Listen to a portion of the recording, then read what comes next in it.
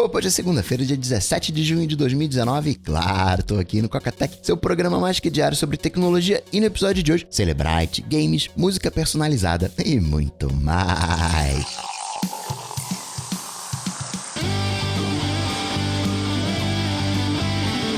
Dicas, produtividade, tecnologia, opinião, comportamento, tendência, notícias. Cocatec. Cocatec, a sua dose diária de tecnologia.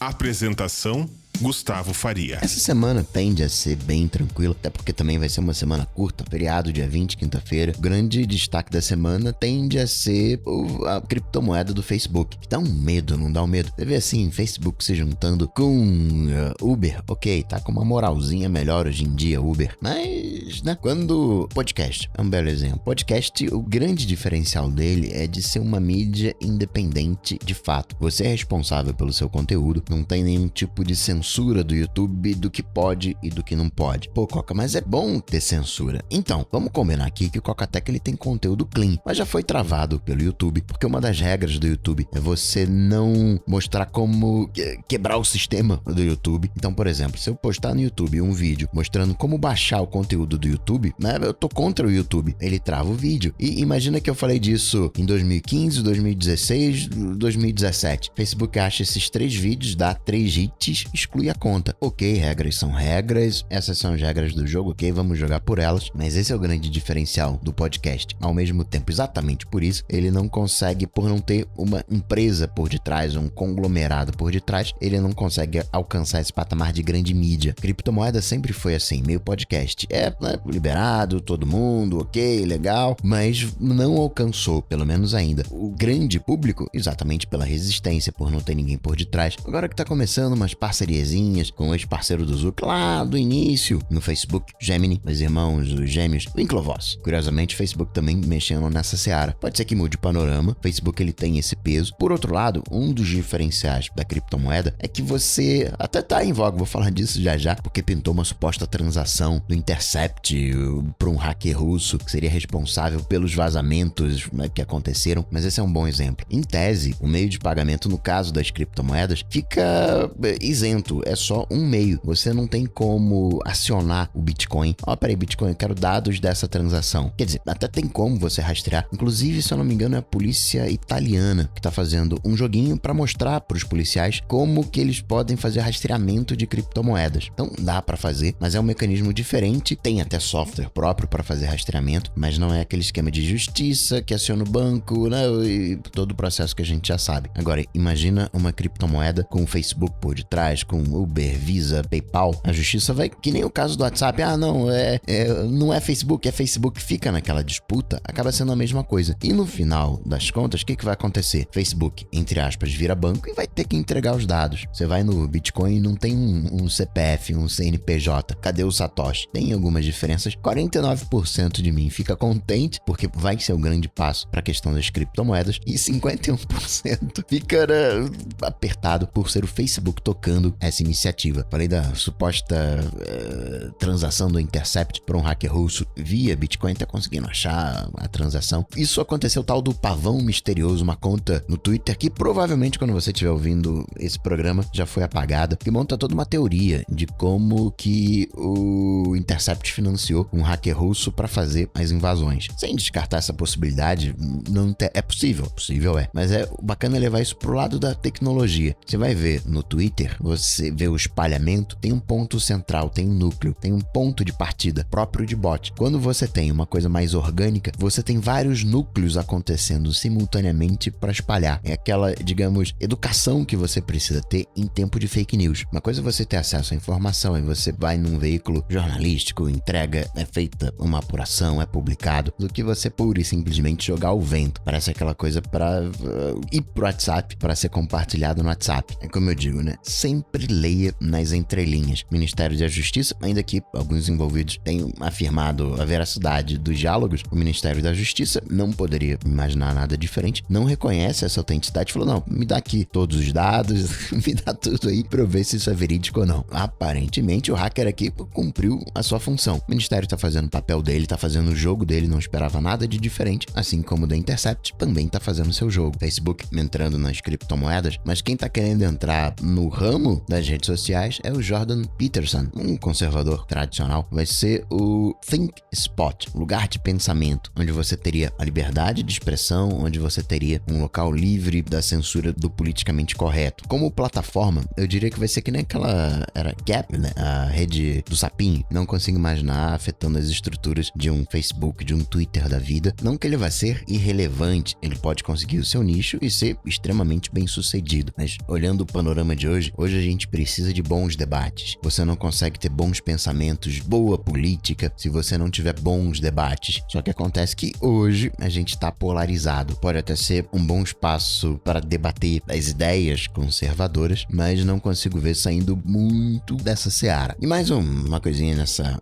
abertura mais longa, acabei antecipando trocentas coisas sobre as redes sociais, é que parece sim que vai ter redução dos impostos nos celulares, notebooks, computadores. Essa redução da alíquota de importação de tecnologia envolveria também o setor de consumo. É algo diferente do que eu falei. É algo que está sendo analisado, que está sendo estudado e ainda teria possibilidade de games, de jogos eletrônicos. O universo Geek Tech agradece. Notícias. Coca Tech.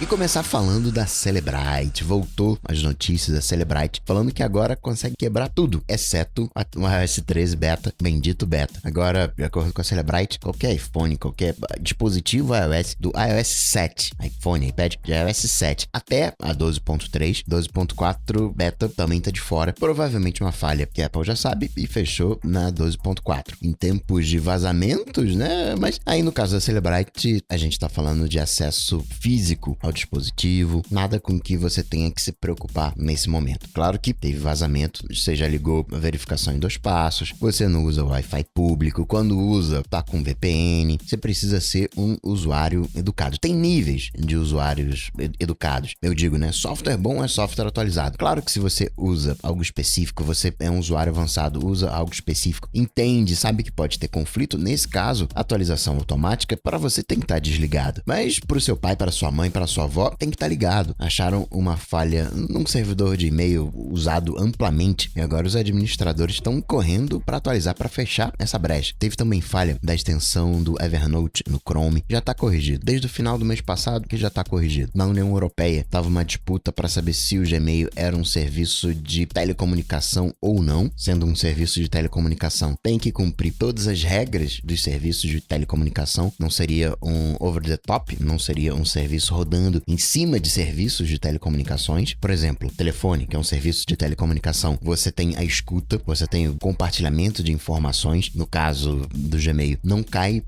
Tem uma regulação específica, mas não como serviço de regulamentação, como decidiu a União Europeia agora. Isso começou em 2015 na Alemanha. Foi um momento onde tinha uma briga entre telecomunicações e over the top. Hoje, o telecomunicações não tem mais aquela briga das operadoras com o WhatsApp. Tá? Todo mundo acho que achou seu espaço. A Counterpoint mostrou o mercado de hearables, os fones de ouvido à la AirPods e o AirPods 2, não alterou as regras do jogo. A Apple continua com a sua participação de mercado, continua tudo do mesmo jeito. Os AirPods, excelente aparelho, os AirPods 2, melhor ainda, mas nem era para ser um game changer. Agora, uma outra pesquisa que eu achei curiosa e mostra o poder que os jogos têm. Hoje, coisa de 3/4, 75% do que se gasta na loja é com jogos. Aí a gente pode imaginar o caça-níqueis que a gente tem nos jogos, os skins que a gente tem nos jogos. Isso é curioso, né? A gente reclama muitas das vezes do preço do software, do aplicativo, que tá caro, mas a gente paga uma vez só. Agora tem aquela coisa de assinatura, né? Mudando um pouco o panorama, mas quando a gente vai nos jogos, tirando os jogos caça-níqueis, vamos colocar os jogos lícitos, como por exemplo um Fortnite, você gasta dinheiro com skin, você não tem nenhuma vantagem, nenhum benefício, você não é travado nem beneficiado em nada se não pagar ou se pagar. Não é o benefício benefício que o jogo te traz, não é essa a relação. Com software a gente faz conta, né? Não, vale a pena, não vale a pena. No jogo é mais um se a gente curte ou se a gente não curte. Por isso que eu falo aqui, você curte o trabalho de um aplicativo, vai lá, apoia essa assinatura e você acha caro, acha que não vale a pena, paga, contribui o quanto você acha que vale a pena. Mas a assinatura permite um pouco isso também, de você determinar o preço, de você determinar o quanto que você quer pagar por aquele serviço. O que você tem de aplicativos que não tem, o Drafts é um exemplo disso, né, que eu comentei, tô usando agora a versão para Mac, não tem diferença essencial entre a versão gratuita e a versão assinada. Se você curte o trampo, assina 1, 2, 3, 5, 7, o quanto você acha que vale de meses por ano. Falando de jogos, a divisão de jogos da Amazon tá se reestruturando, alguns projetos, alguns jogos foram cancelados, e aí com isso, dezenas de funcionários estão sendo dispensados. O game tem um punch, né? Tem um apelo, tanto que tá lá no Tesla, a galera joga no próprio volante para controlar o jogo no, digamos, iPad do veículo, na tela do Tesla. Na Flórida é que tá liberado nos testes carro autônomo sem o motorista de backup, o supervisor de segurança. Vai ter exigências de seguro, a policy de seguro, né?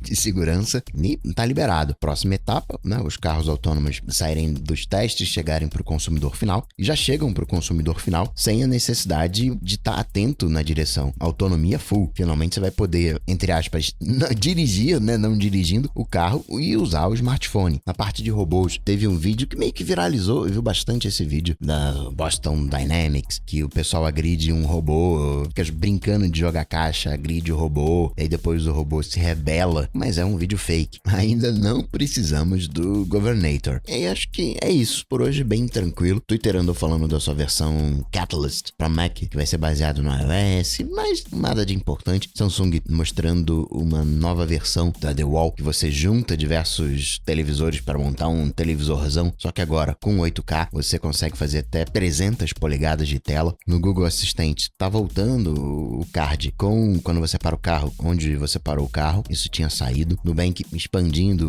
os territórios. Tem um escritório na Alemanha, mas é tecnologia, não tem visão financeira. Já tem quase 2 anos o escritório de Berlim. Tem a coisa de um mês México e agora chegou na Argentina, e nesses 2 países sim quer operar como fintech. A gente fica até chateado, né? Poxa vida, não tem Apple Pay, a Nubank tá expandindo os territórios. Mas vamos combinar aqui, o mercado é um diferencial como produto, mas na prática, considerando o mercado brasileiro, a penetração que tem o Android, o perfil do usuário no Nubank, faz muito mais sentido um cartão por aproximação. Quem tem cartão por aproximação, sabe, é uma besteirinha, mas é aquela coisa de quem diz, poxa, pra que eu preciso de Apple Watch? Para ver as horas eu uso o telefone, é só puxar do bolso. Mas é uma facilidade, uma comodidade, tá até nos meus planos, uma carteira agora com proteção, RFID, eu tenho proteção na mochila, mas preciso agora uma proteção pra carteira, pros cartões. É uma bobeirinha, mas faz uma diferença. Tem aquele constrangimento na hora que você vai pagar, porque a pessoa pega a máquina, né, e já